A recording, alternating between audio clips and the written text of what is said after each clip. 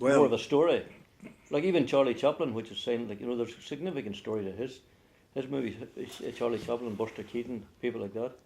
Well, the silent films to see, they died of death after 1927. Yeah. Charlie Chaplin went on record as saying that it would only last 3 years, the talkies. You got that wrong. Yeah. Very good. But the cinema played a very important part in the social life of the town for all those years, Why do you say that? Why do you say it played an important part? What? Well, it got the people together, and and there was more or less, as a social event during the week, you could have invited your friends there, or maybe a girlfriend, and it was very, very handy for a piece of entertainment. There was the odd dance that time too, but it was mostly at the weekends. The whole phenomenon of queuing and all. I remember I worked with a guy in the Brickyard a few years ago. He's dead now, God rest him. And I remember him telling me that he and his mates used to get into the queue every night to go to the pictures, but it was just for the wrestling match and the pulling and hauling and wrestling. And whenever they got the length of the door, they left. They had no notion of going to the pictures. That's right. Oh, you get a bundle of hooligans that time. You used to queue up there. In the winter time, it was very dangerous if there's snow on the ground. And you're coming out of the first house, you're pelted with snowballs. And then the canal was that. Well, the canal used to freeze over. It was just across the road from the cinema. People used to slide on it in the real hard winters, But it was all good fun, that time. How many would you? There was very few places for people to go, How many would have been in it? That time, or like theatres like the Crack here, the cinema was a lifesaver.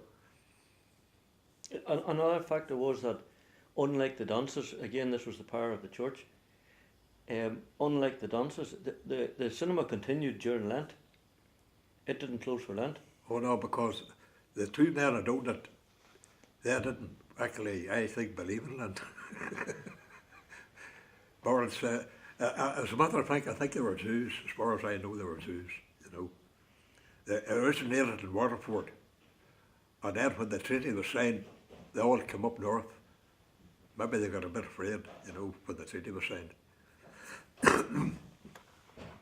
And they settled, the Barnards then settled in Colisland. They settled in Colisland. They were electricians by trade. They were electricians by trade. They did a lot of work about town. And they also maintained all the equipment in the cinema. But did they have a family connection with cinema? Like, why did the Barnards any more than anyone else end up responsible for running the cinema? Well, there was a man called Stewart. He owned the mill, John Stewart. And he was one of the shareholders in the cinema too. I forgot to mention him early on. He was very friendly to the two Barnards.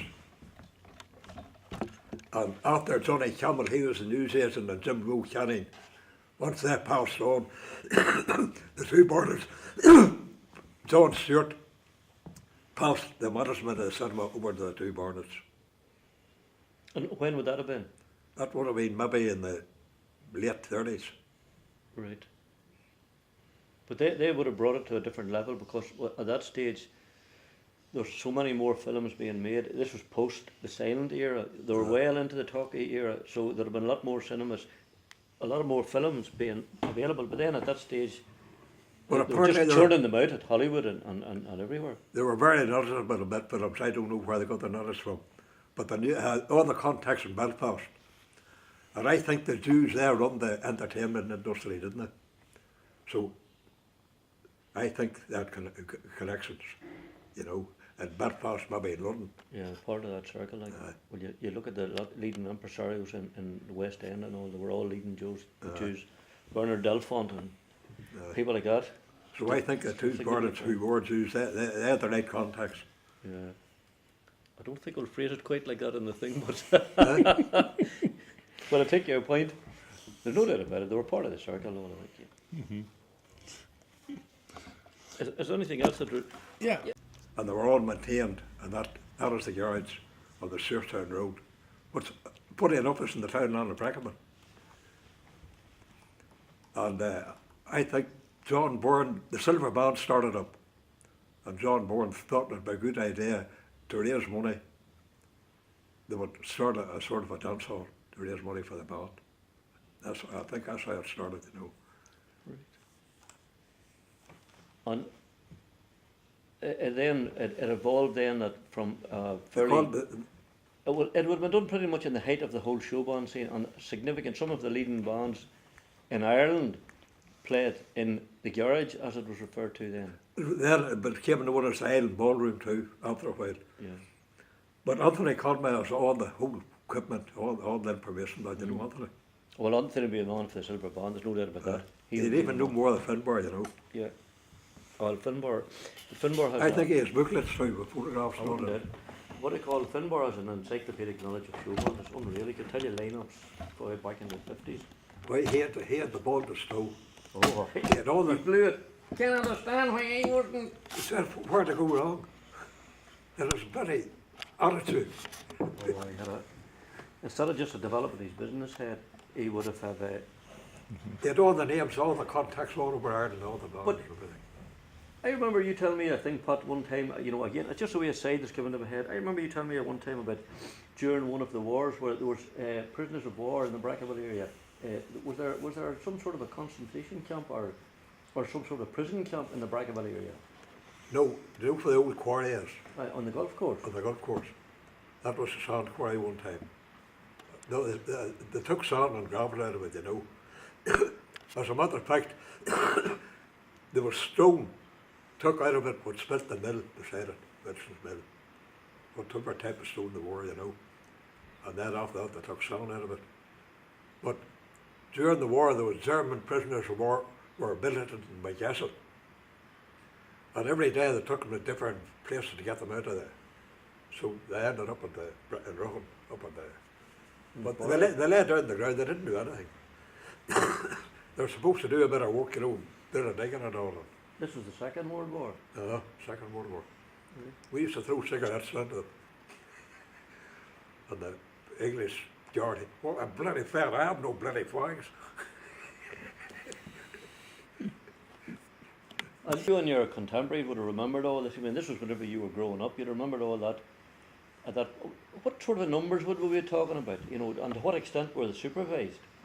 Well, there was 3 guards with rifles on the bank looking down onto the quarry.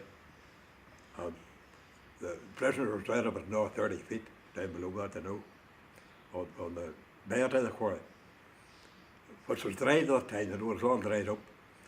And they were supposed to do a bit of work, dig on. But there was only 3 soldiers, British soldiers on the yard.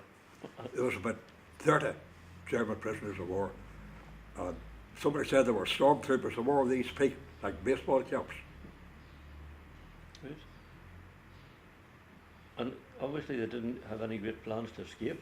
They didn't particularly want to escape. They must have been content enough. Well, this was near the end of the war, you know. When the news was over. It was maybe but late 1944. Right. And Based on McGesson. And they were taken out at various places during the day to get them out of the camp. And they used to come in lorries, British Army lorries, you know, on the back. And the women used to run out them when they got home and threw flowers and all at them. And the Brits didn't like it. I wouldn't think it. But I suppose that as an attempt at the same time to get a bit of cheap labour, you know, get a bit of work done on the cheap. But these guys were probably having none of it because they didn't really have No, there's this lay there. They used to make toys for us. You know, they were brilliant with their hands, you know, wee bits of wood and, you know, the boys used the hula. And is there any pieces of that still in existence, do you know? I couldn't have it. We used to steal the cigarettes out of the house and throw them down the bank. Very good. The level of employment that is available in the Cullinan area, and then the social aspect with the cinema. It was, as I said earlier on, Cullinan was a boom town. And an actual boom town where you didn't work. And that's why everything, it was a very prosperous place.